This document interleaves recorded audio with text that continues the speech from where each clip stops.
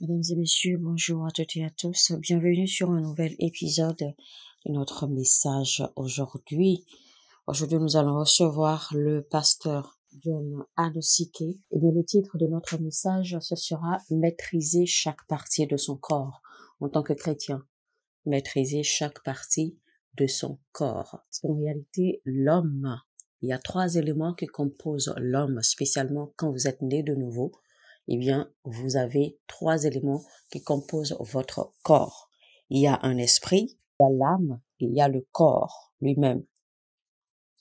Et chaque partie du corps de l'homme, c'est-à-dire l'esprit, l'âme et le corps, a sa propre dimension spirituelle. Si nous n'apprenons pas comment avoir une relation ou comment nous connecter, nous n'apprenons pas également comment engager notre nature de 3, c'est-à-dire notre triple nature, eh bien, il sera inévitable que nous soyons limités dans les activités spirituelles.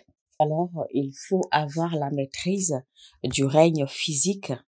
Il faut avoir la maîtrise du règne de l'esprit. Il faut également avoir la maîtrise du règne de l'âme. Parce que rappelez-vous, j'ai dit que l'homme était composé de 3 éléments, l'esprit, le corps et l'âme. Donc, il y a la dimension du corps physique, il y a la dimension de l'esprit et il y a la dimension de l'âme. Et donc, ces 3 dimensions, en réalité, sont à étudier et à maîtriser. Parce que généralement, nous essayons toujours d'utiliser l'intelligence physique. Nous essayons toujours d'utiliser les moyens physiques, nos capacités physiques pour comprendre le règne spirituel, ce qui ne peut pas marcher. Le règne spirituel ne peut être compris et maîtrisé que par l'esprit. Parce que nous communiquons avec le règne spirituel à travers notre esprit ou avec notre esprit. Nous communiquons avec le règne de l'âme, avec notre âme. Nous nous connectons à nos pensées à travers les cellules de notre cerveau. Il faut savoir que les pensées, ce sont les pensées. En fait, les pensées constituent la clé qui débloque ou qui propulse l'activité du cerveau ou des cellules cervicales. La façon dont les cellules cervicales sont puissantes, je ne suis pas certain que nous sommes déjà arrivés à exploiter 10%, d'accord, de la capacité des cellules cervicales. Je ne pense pas. Le problème, c'est que nous essayons de propulser ou de mettre en activité nos cellules cervicales à travers les moyens physiques ou à travers une compréhension naturelle, c'est-à-dire que nous essayons de forcer notre compréhension naturelle sur l'activité des cellules cervicales. Et nous ne savons pas que ce sont nos pensées qui vont propulser et renforcer les cellules cervicales. Aucun élément ou aucun composant du corps humain, que ce soit les organes, et là je parle en fait des éléments physiques du corps physique. Donc il y a les cellules sanguines, les cellules cervicales, nos pensées, les éléments qui composent le corps physique, tout ça, d'accord, est venu de l'homme. Tout ça est humain. Tout ça est venu, d'accord, avec le corps humain que Dieu a créé. Et rappelez-vous, c'est la main de Dieu qui a formé chaque partie du corps humain. Et on sait que Dieu est esprit. Donc, Dieu, ou l'esprit de Dieu a formé l'être humain. Donc, tout ce que nous voyons comme être physique sur la terre, que ce soit les animaux, que ce soit les arbres, etc., tout ce qui vit sur la terre, en fait, sont venus de la terre. Que Dieu a commandé à la terre de générer, de produire toutes ces choses. Et les créatures dans la mer sont venues des eaux. Mais quand Dieu a voulu créer l'homme, eh bien, il a fait intervenir ses mains. Donc, chaque partie de l'homme repose sur une compréhension spirituelle.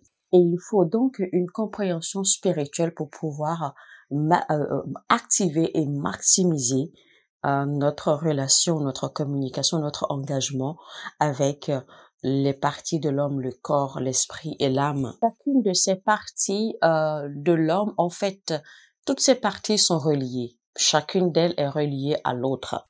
Alors, et la capacité de notre compréhension, de notre maîtrise spirituelle du règne de la pensée, qui est généralement dépendant du règne de l'âme, l'âme qui dépend maintenant du règne de l'esprit, va propulser ou va aider, d'accord, à la longévité ou à l'éternité du corps humain. À travers les cellules cervicales, le règne invisible devient non productif sans l'évidence dans le règne physique ou dans le règne visible. Les choses matérielles deviennent inutiles.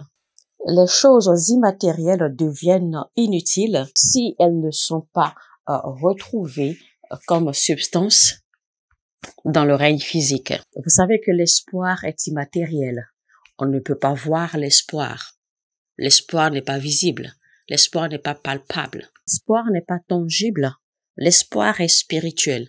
Et pourtant, il existe la tangibilité de l'espoir, parce que l'espoir est une substance. Donc, tout ce qui se trouve dans le règne de l'esprit attend d'être exprimé ou attend de se manifester dans le règne physique. La Bible dit ceci. La Bible dit dans 1 Corinthiens 12, 7, « Or, à chacun la manifestation de l'esprit est donnée pour l'unité commune. En effet, à l'un est donné par l'esprit une parole de sagesse, à un autre une parole de connaissance selon le même esprit, à un autre la foi par le même esprit, à un autre le don de guérison par le même esprit, etc. » Donc, vous allez comprendre par là que l'esprit a été donné à chaque être humain pour que l'esprit lui soit profitable. Donc, à tout homme, ça dit que tout homme a reçu cet esprit. Tout homme a reçu cet esprit de manifester les choses invisibles depuis le règne de l'esprit. Il est très simple alors de comprendre que vous pourrez profiter de cet esprit ou vous pourrez facilement jouir, d'accord, des réalités ou de la capacité de cet esprit seulement, si seulement vous avez la capacité de manifester les choses immatérielles du règne de l'esprit pour les amener en choses matérielles, en choses palpables dans le règne physique. Personne n'aurait jamais su la suprématie de Dieu, la toute-puissance de Dieu, la souveraineté de Dieu. Dieu n'avait pas créé des choses. Donc, avant la création, notre Dieu, c'est le Dieu tout-puissant, c'est le Dieu surnaturel. Mais il était seul, il était tranquille dans son coin et il n'avait rien créé, que ce soit les choses visibles ou les choses invisibles. Il n'avait rien créé. Donc, personne ne savait rien. Rien ne savait rien, en fait, jusqu'à ce que Dieu commence à créer des choses. Donc, personne ne savait qu'il y avait Dieu. Personne ne pouvait même penser qu'il fallait chercher un Dieu jusqu'à ce que Dieu commence à créer des choses. Donc, ça veut dire que toutes ces choses que Dieu a créées, il les a créées de lui-même. Parce que toutes ces choses, en fait, sont sorties de lui. Donc, Dieu a créé les cieux, il a créé la terre. Donc, quand nous parlons de création, eh bien, nous parlons de la manifestation des choses tangibles. Et ces choses tangibles dont nous parlons, les voici. Premièrement, nous avons les entités. Nous avons les créatures vivantes ou les choses vivantes et les habitations de vie ou les habitations vivantes.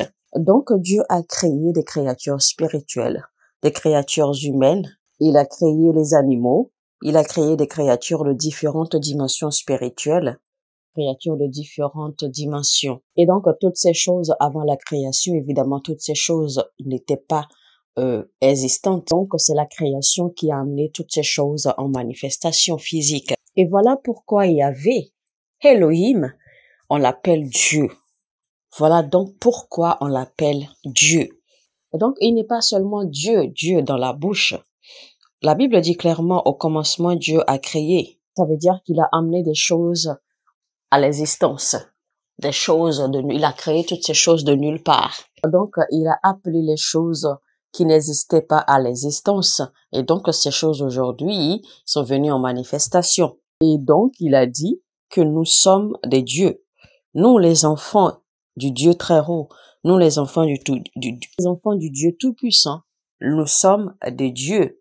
Jean 10, 34 à 38. Ça veut dire que nous sommes appelés à œuvrer ou à travailler comme notre Père, notre Dieu Tout-Puissant, pour emmener à la création ou pour emmener à la manifestation tangible ces choses qui sont encore dans le règne immatériel ou dans le règne spirituel. Et cette autorité se trouve dans la dimension de la dominion. Tout ce dont nous avons besoin pour la vie et pour vivre en Dieu, Dieu nous a déjà tout donné. Nous ne manquons de rien. Et toutes ces choses se trouvent à l'intérieur des règnes ou des territoires ou des dimensions spirituelles. Toutes ces choses se trouvent dans les dimensions célestes. Et jusqu'à ce que l'esprit de l'homme soit emmené ou soit entraîné suffisamment, d'accord, ou activé au point qu'il devienne indépendant, jusqu'à ce que l'esprit de l'être humain se réveille, d'accord, dans les dimensions spirituelles, et que l'esprit humain sera incapable de percevoir les œuvres de Dieu afin d'être transmis à la conscience naturelle de l'être humain pour des manifestations. Donc, cela veut dire en fait que l'esprit humain doit être activé pour accéder à des dimensions spirituelles. Donc, Christ est assis en train de travailler pour exaucer nos requêtes, nos prières, parce que les ossements ou la réponse à nos prières ne se trouvent pas dans ou dans les règnes tangibles ou dans les dimensions tangibles. Parce que Jésus-Christ travaille, répond et exauce à nos prières, à tout ce que nous ayons jamais demandé dans des dimensions au-delà des dimensions physiques. Rappelez-vous que nous sommes appelés à adorer le Père en vérité et en esprit. Rappelez-vous, c'est ce que la Bible nous recommande. Car Dieu a dit que nous devons l'adorer en esprit et en vérité. Jean 4, 24. Je dirais plutôt de l'adorer en esprit et dans les réalités, parce que si on dit et en vérité, parlons de la vérité, en fait, là on parle, parce qu'en réalité, la vérité n'est pas doctrinale. Parce que tout ce qui est doctrinal n'encourage pas ou n'aide pas notre foi. Et tout ce qui est doctrinal ne facilite pas notre adoration réelle à Dieu. Les doctrines vous aident seulement à être fort et à affermir votre salut.